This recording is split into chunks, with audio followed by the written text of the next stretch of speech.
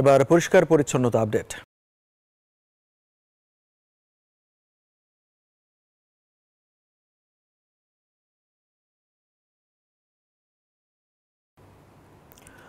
দর্শক, ঈদ জামাত শেষে পশু কোরবানি দিচ্ছেন ধর্মপ্রাণ মুসল্লিরা। এই বিষয়ে আরো খবর জানাতে আমাদের সাথে সাভার থেকে যুক্ত হচ্ছেন সহকর্মী নাজমুল হুদা, এবং নাজমুলের কাছ থেকে জেনে নিতে চাইবো, নাজমুল, সেখানে ঈদ জামাত শেষ হয়ে পরে গরু কোরবানি দিচ্ছেন বা গবাদি পশু কোরবানি দিচ্ছেন নিশ্চয়ই ধর্মপ্রাণ মুসল্লিরা, কি দেখছেন সেখানকার পরিস্থিতি? নাজমুল।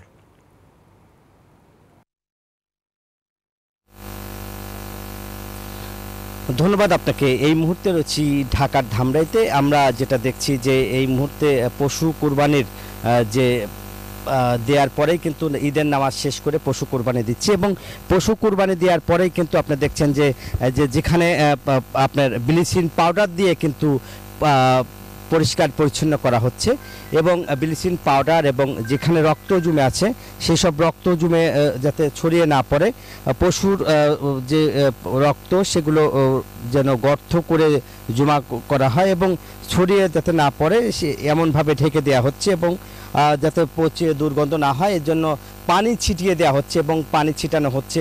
এবং আপনারা দেখতেই পাচ্ছেন যে পানি ছিটিয়ে রক্তগুলো কিন্তু ব্লিচিং পাউডার ছিটিয়ে কিন্তু তারপরে সেই জায়গাটা দুর্গন্ধ এবং জনদুর্ভোগ যাতে সৃষ্টি না হয় সেই কারণে কিন্তু আসলে কাজ করছে। এবং জবাইকৃত পশুর রক্ত, নাড়ি ভুঁড়ি, গোবর এবং হাড় গোড়, শিং ইত্যাদি এগুলি কিন্তু তারা এখান থেকে অপসারণ করে এবং নির্দিষ্ট যে জায়গা সেখানে আসলে ফেলে দেওয়া হচ্ছে। আমরা একটু কথা বলতে চাই যে এখানকার পশু তো জবাই দিলেন, রক্ত এবং যেসব জায়গা পরিষ্কার পরিচ্ছন্ন করছেন কিনা বা কি মনে হচ্ছে? ধন্যবাদ আপনাকে, সবাইকে ধামরাই থানা পুলিশের পক্ষ থেকে ঈদুল আজহার শুভেচ্ছা জানাচ্ছি। আপনারা জানেন যে ত্যাগ ও মহিমায় মহিমান্বিত হয়ে আমরা সবাই সারা বাংলাদেশের সহ সারা বিশ্বের মানুষ পশু কোরবানি করছে। তো কোরবানির করার পরে আমরা সবসময় দেখি যে বর্জ্য এবং রক্তটা যে কোনো সিটে থাকে, পরে দুর্গন্ধ সৃষ্টি হয়। তো যার পরিপ্রেক্ষিতে আমরা ব্লিচিং পাউডার দেখেন ছিটিয়ে দিচ্ছি এবং রক্তটা এখান থেকে সরানোর জন্য পানি দিয়ে আমরা ধুয়ে দিচ্ছি তাৎক্ষণিকভাবেই, যাতে কোনো গন্ধ ছড়াতে না পারে। এবং এই পৌর এলাকার মেয়র মহোদয়ের সাথেও কথা হয়েছে, প্রত্যেকটা জায়গায় নির্দিষ্ট স্থানে গরু জবাই করা হবে এবং তাৎক্ষণিকভাবে রক্ত এবং ব্লিচিং পাউডার দিয়ে অন্য সব বর্জ্যগুলি আছে সেগুলো সরিয়ে ফেলা হবে। এর নিরিখে আমাদের পুলিশের মোবাইল টিম কাজ করছে এবং সর্বাত্মকভাবে আমরা এলাকার যাতে মানুষ দুর্গন্ধযুক্তভাবে চলাফেরা বিঘ্ন সৃষ্টি না হয় সেদিকে আমরা লক্ষ্য রাখছি, এবং আমরা চাই সবসময় একটা সুন্দর পরিবেশে মানুষ কোরবানি করে, যেমনটা আসলে বলছিলেন। এবং তারা বলছে যে মনিটরিং করা হচ্ছে এবং ব্লিচিং পাউডার দিয়ে আসলে পরিষ্কার পরিচ্ছন্ন করা হচ্ছে পৌরসভার পক্ষ থেকে। এই ছিল আমার কাছে ধামরাই থেকে পরিষ্কার পরিচ্ছন্ন সর্বশেষ খবর। একই খবর জানতে আর এক সহকর্মী রয়েছেন চট্টগ্রামে, নয়ন জয়ের কাছে। জয়।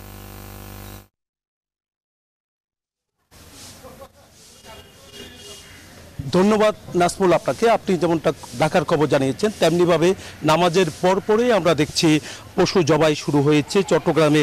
সকাল থেকে যেখানে পশু জবাই করা হচ্ছে সেখানে আবার পরিষ্কার পরিচ্ছন্নতার কাজে যারা নিয়োজিত সিটি কর্পোরেশনের 4000-এর অধিক পরিচ্ছন্ন কর্মী আছে তারা সেই কাজও শুরু করেছেন। আমি আবার পাশে আছেন চট্টগ্রাম সিটি কর্পোরেশনের মেয়র আছেন রেজাউল করিম চৌধুরী। আমি একটু জানতে চাচ্ছি, প্রতিবারে যে পরিচ্ছন্ন কর্মীর সংখ্যা যেমনটা বাড়ে তেমনিভাবে আমরা দেখি সকাল থেকে পশু জবাইয়ের সাথে সাথে কিন্তু আসলে পরিচ্ছন্নতা কাজও বর্জ্য অপসারণ কাজও চলে। তো আজকে যে ঘোষণা আসলে কত ঘন্টার মধ্যে সম্ভব বলে মনে করছেন বর্জ্য অপসারণ? ধন্যবাদ আপনাকে।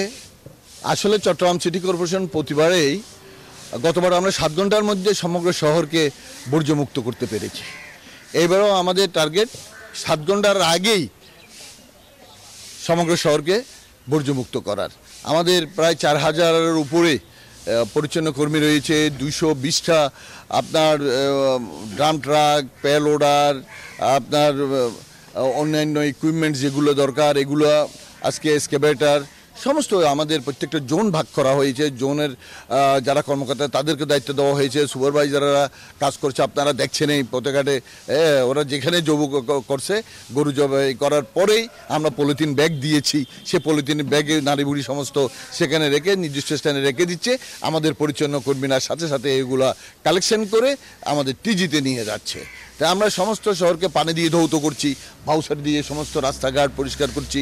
রক্ত যাতে কোনো কারণে না থাকে, দুর্গন্ধ যাতে কোনো কারণে না থাকে, ব্লিচিং পাউডার ছিটিয়ে দেওয়া হচ্ছে যাতে রোগ জীবাণু ছড়াতে না পারে। অর্থাৎ আমরা চট্টগ্রাম সিটি কর্পোরেশন অন্যান্যবার যে সুনাম অর্জন করেছি, এবারও ইনশাল্লাহ 7 ঘন্টার আগেই আমরা সমস্ত বর্জ্য অপসারণ করে সে সুনামকে অক্ষুণ্ণ রাখবো। জাতীয় সম্পদ চামড়া যেন নষ্ট না হয়, সেদিকে কি আপনার নজর আছে কিনা? অবশ্যই জাতীয় সম্পদ চামড়া নষ্ট না হওয়ার জন্য আমরা কিছু মাঠ নির্দিষ্ট করে দিয়েছি, চামড়া ব্যবসায়ীরা সেখানে রাখবে এবং আমাদের বিবিরহাট যে গরুর বাজার আছে তার অর্ধেকটাও আমরা তাদেরকে ছেড়ে দিয়েছি। কারণ এবার আগে অন্যান্যবার যে মাঠে আপনার সুন্নিয়া মাদ্রাসার মাঠে যে গরুর চামড়া সংরক্ষণ করা হতো, এবার তাদের মাহফিল আছে সেখানে পারছে না। তাই আমরা নাজিরি ওয়েল মিলের বিরাট মাঠ এবং আমাদের বিবিরহাট গরুর বাজারের অর্ধেক মাঠ ওদেরকে আমরা ছেড়ে দিয়েছি, যারা ওরা লবণ দিয়ে চামড়াগুলি সংরক্ষণ করতে পারে। অনেক ধন্যবাদ। তো এই ছিল আমার এখানকার সর্বশেষ জানাচ্ছিলেন পরিষ্কার পরিচ্ছন্নতা আপডেট দেশের বিভিন্ন জায়গা থেকে আমাদের সহকর্মীরা। জীবাণুমুক্ত থাকার কন্ট্রোল হাতে রাখি বলেই আমরা নিশ্চিন্ত। স্যাভলন, জীবাণুমুক্ত প্রতিদিন। Savlon Shinex floor cleaner, cleaning এ অলরাউন্ডার, ঝকঝকে জীবাণুমুক্ত ফ্লোর।